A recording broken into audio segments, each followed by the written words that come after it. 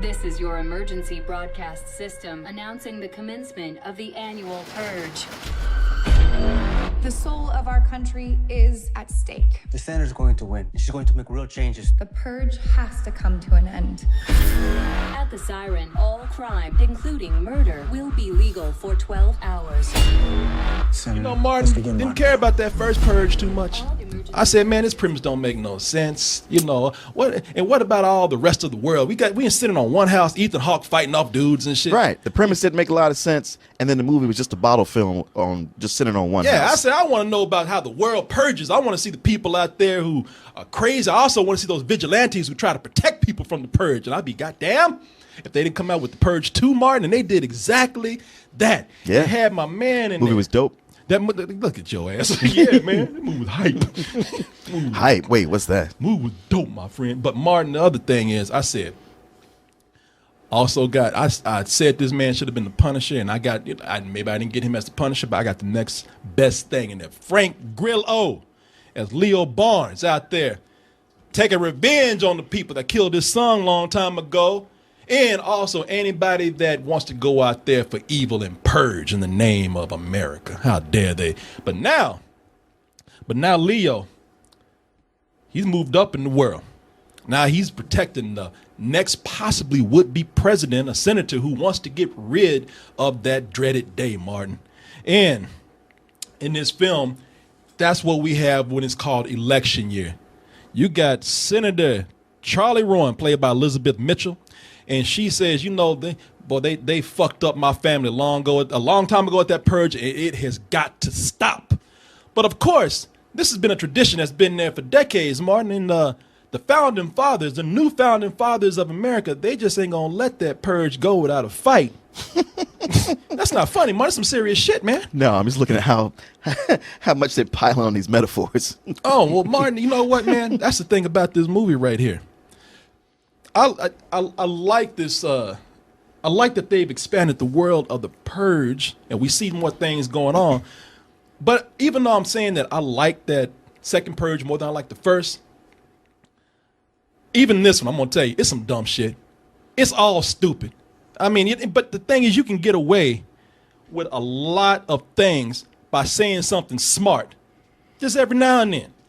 I mean, because the purge is, look, I'm gonna tell you, this is the most ridiculous fucking idea I ever heard of. Right. You get one day where every crime is free, no repercussions. You know, you don't go to jail legally. You can rape, murder, do whatever you want to do.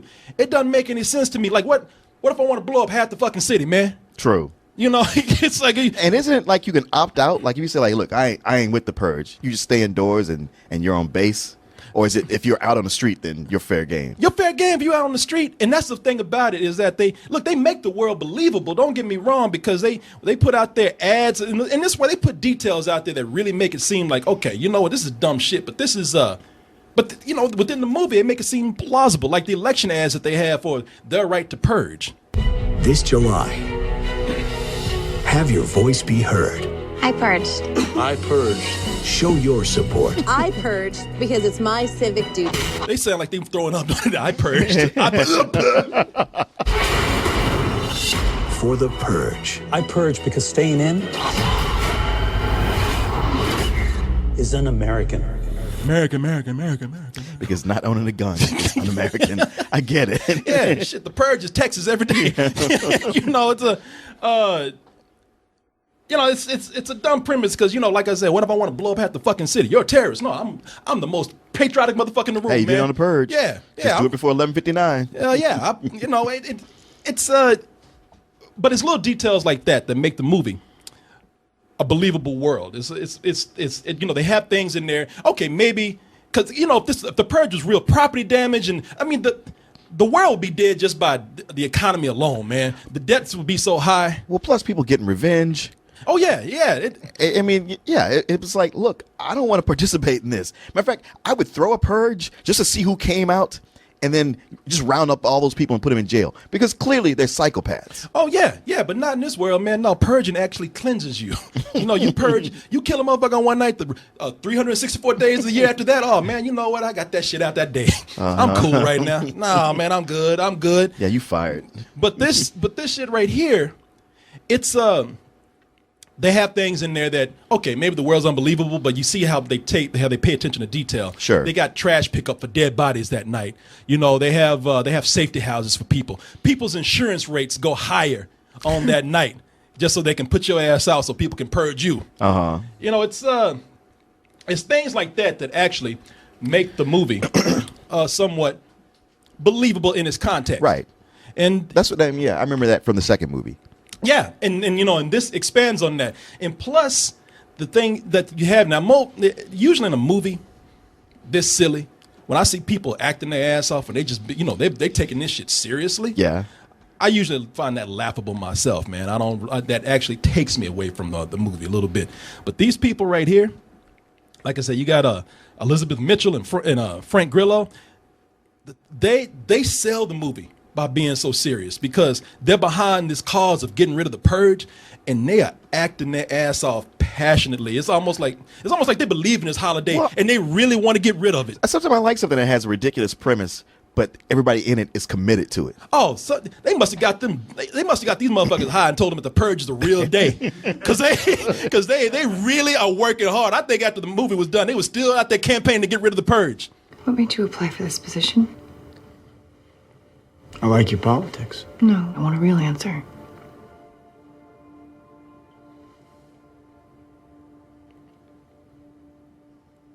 I lost my son some years ago.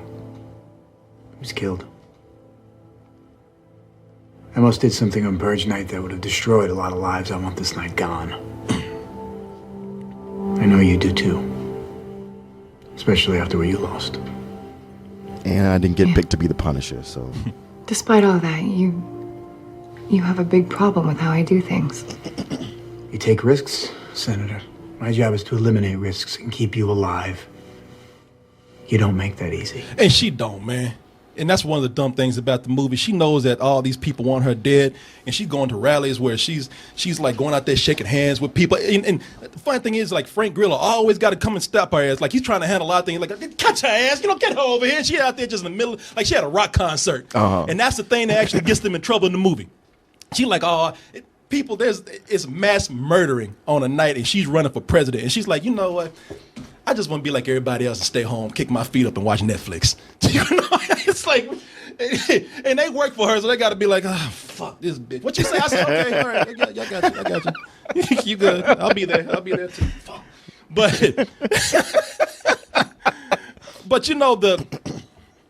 the thing that works about this movie, despite how stupid it is, and it is, but it's no different from, like I said, as long as a movie has something a little smart to say, Sure. then you can get by with a lot of shit. That's my tactic for getting by every week. My goofy ass. I make sure to throw in a little bit of something smart so that, I won't look completely stupid. But Little bit. just a little, a smidgen, Martin. A pinch. A pinch of intelligence and all this stupidity that you see right here. But this movie, it's true it's classic B movie. And I'm not talking about B movie in a way that's just funny and campy. I'm talking about classic B movie in the way that B movies often said things more than your real films out there.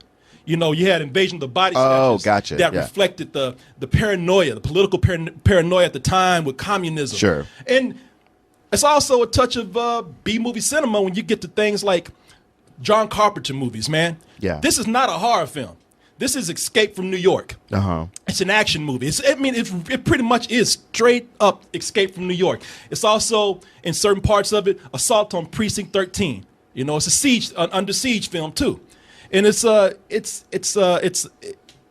has a lot to say about the political climate that's going. There's so many parallels with what's going on. All the people that are so scared of politics right now. They're scared of what this guy will do, of what this woman will do. People actually think that you got Mexicans and Muslims thinking I could be purged at any moment right now. Sure. And this shit could be real. I mean, it really does a good job at reflecting the political climate of the time. And some of your best movies that you take advantage of where you think like, oh, that's a B movie, it's campy, ain't saying nothing. They're usually saying the most. And that movie, you got to give this movie credit for being able to make a statement like that and be timely. Because I can tell you some of this shit, as smart as I'm trying to say this movie is, some of that shit was an accident. You know?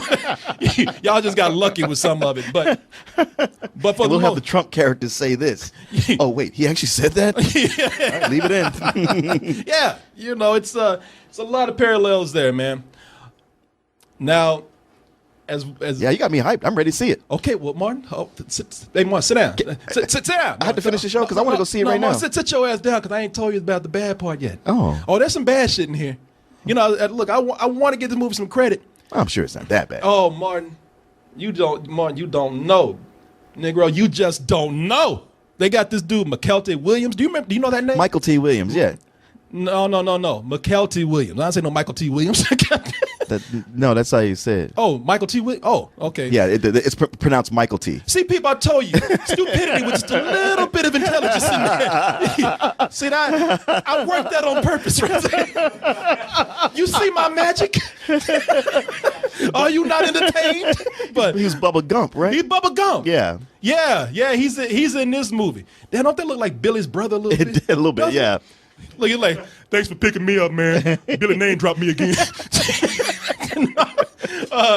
He's in the movie. He's in the movie as a shop owner, and he's all about protecting his store that night.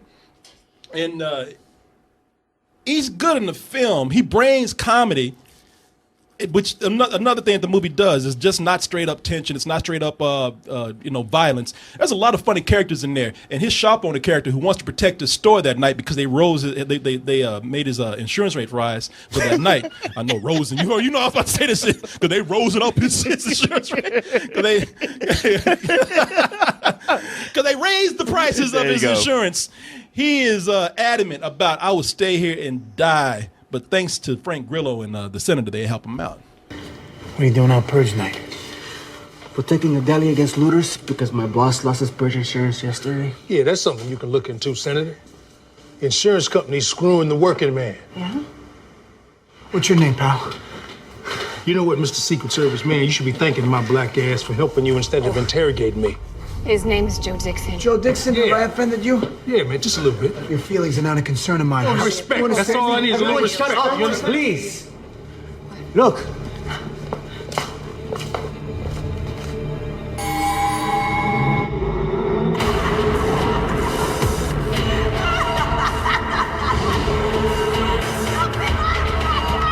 Who the hell is that?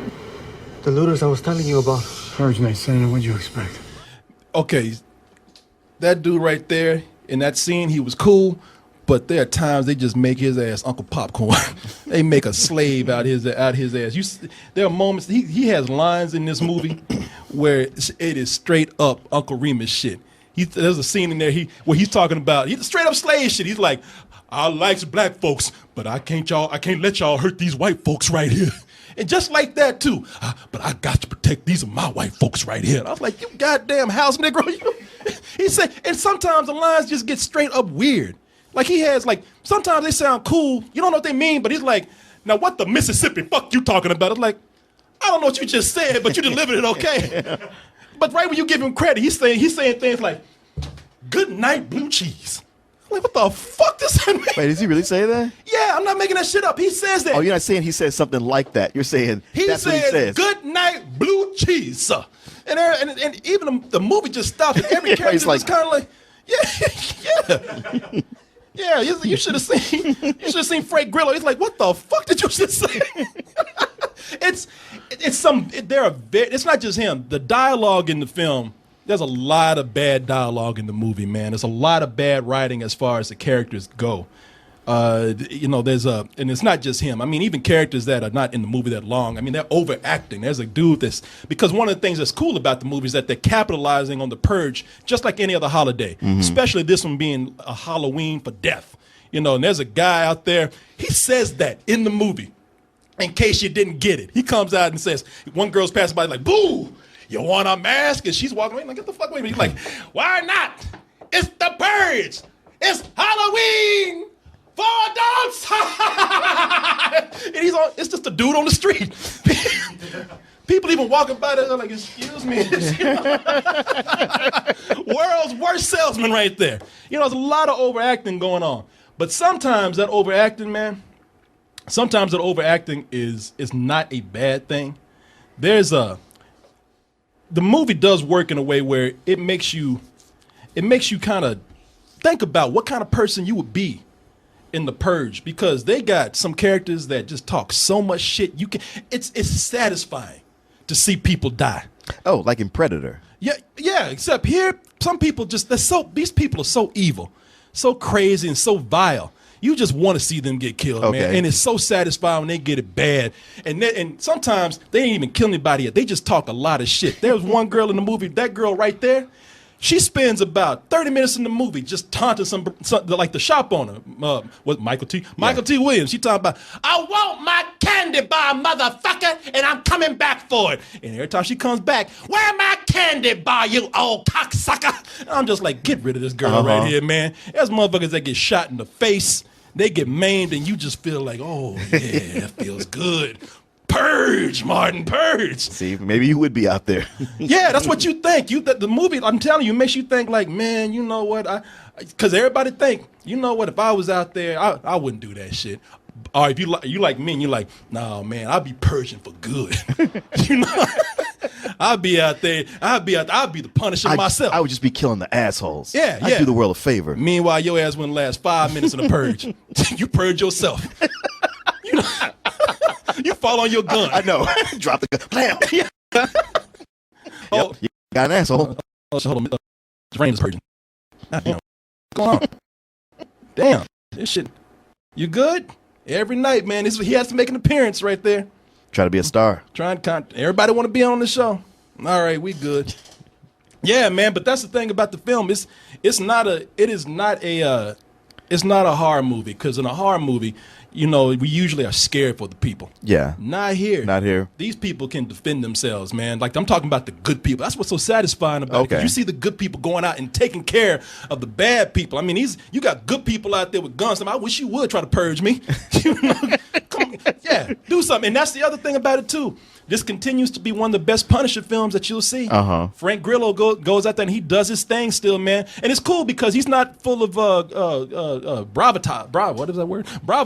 Gravitas, all that shit. I feel like you don't even know what you're trying to say right now. He's got balls, man.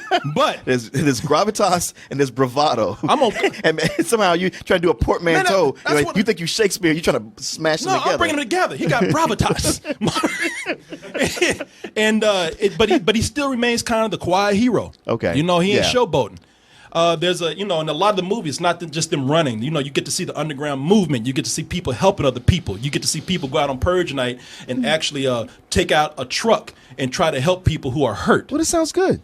No, for the most part, it is a good movie. And you know, the other thing about it is that it's a movie where they get more. You could tell there's not a lot of money that's in this film, but you see a lot of things happening where they continue to go out there and use the costumes. I mean, the cinematography in this movie is pretty excellent. They have so many. The costumes get more elaborate. They're using lighting in more creative ways. Yeah, it's if nothing else, it's a really cool looking film. And all these costumes, I love the costumes in this because you know they're scary, they're eerie, and plus when people get it, ain't nothing funnier than seeing somebody in a pig costume get their ass blown away. Yeah, because that's what you get for wearing that stupid shit. Out there looking like a fucking football mascot with a chainsaw. You're trying to. It's like everybody got on a scary costume. You coming out here looking like goddamn Piglet and shit, looking like a giant ass furry. You know, come on. You know, it's not a perfect film, and it's not a film that's better than the last movie. It's not. Like I said, the lines in this movie are a little worse. The characters are just not that well written. But you know, the movie, it moves fast enough to where you don't really think about the bad things that are in there. Yeah. And the hard parts in this, there are a couple of things in here that are scary. That's one of the things I really like. Shit. Yeah, man, there's a lot of fucked up things in this movie. When I say it's not a horror film, don't get me wrong, there's a lot of disturbing imagery going on. But the movie works well because it does make you think. Like at a moment, you'll be rooting for somebody to die, and you're thinking to yourself, I'm looking at this with such bloodlust. What kind of person would I be? if I'm watching if there's an actual purge going on. You know, the people are the true horror right here. Sure. And you might be a part of it. The other thing that they do in here is that they I'll put it this way. If you got money and you are 55 or older and you're white, don't go see this movie. Or go see it and it'll be the most terrifying thing you see. Because the movie pretty much, look, I didn't make the movie. I'm just telling you how it is. The movie pretty much says kill old rich white people, man. You know, it's. But aren't they evil? That's the thing about it. All the villains are old geriatric white people, man. You know, all those AARP evil ass white people, man. That's what the movie. I'm not saying that that's what I even think the movie should be, but it's a movie that's telling you about the I guess the anger over The one percenters. the one percenters and all the the broad gap between the rich and the poor, and that's another thing they do. And they're like, well, white people get most of the money, so we just don't kill them in the movie. The movie's really being it's not good at hiding what it does. It's not subtle. It's not subtle at all. I mean, there's they got dudes in there like they try to cover immigration. They like hey, the senator's asking one brown dude, she's like, hey, what's your story? Like, and with an accent too. I come from Mexico, so the purge is every day for me. You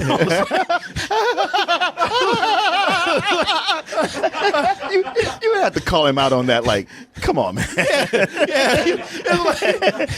ain't that goddamn bad. Or you would go back to Mexico. Yeah, it's pretty much like they making a statement about immigration. It's pretty much it's a dude pretty much saying, please don't send me back to Mexico. They will purge me. That's what the dude said. He said the cartels are worse than the purge. So it's they're not hiding shit here. Well, you might find this interesting. I was hearing from Nigel Duncan, who's excited to see this movie. He was saying how it got pushed back over there because of Brexit. Over in England? Yeah, in Great Britain. Oh hell yeah! Don't you show those motherfuckers that over there? Don't you do that? All those fancy top hat wearing motherfuckers, they will lose their goddamn minds, man. They already going crazy. So yeah. Or better yet, go ahead and show it. Let them purge that fucking country over there. Have them run around them Guy Fawkes mask or whatever. Guy Fawkes. That him too. Yeah. Yeah, man. Yeah, but for the most part, besides its faults, it's not a bad movie, man. Like I said, not as good as the first, but it still manages to have fun and kind of still be self-aware of the campiness of what it is. And all doing that while making a parable of some very, very poignant points today. So that's why I'll give this a matinee, man. Okay. I'll even give this a strong matinee because it is a fun film. It's a really fun film, and I'll even go as far as to say that I wouldn't mind watching. It makes me like the first one better. If you put all three movies together, it will actually make for one big story. Like they could have a marathon where they show these movies. You'll be crazy as fuck when you walk out. You might kill somebody by the time it's done. Well, it sounds like the Arkham games, where you started with just Arkham Asylum, and then you moved on to Arkham City, and just keeps expanding. I don't do that nerd shit, man. Please. Comic books, right? I don't do that shit. I purged myself of that nerdiness, man. I don't do that shit no more. Oh, Martin. Oh, my, I'm a big old nerd. Of course you are. I wouldn't last on the purge. My ass be hiding under my bed with reading the comic book. Please, Martin. With your toy Wolverine claws. Come at me, bub.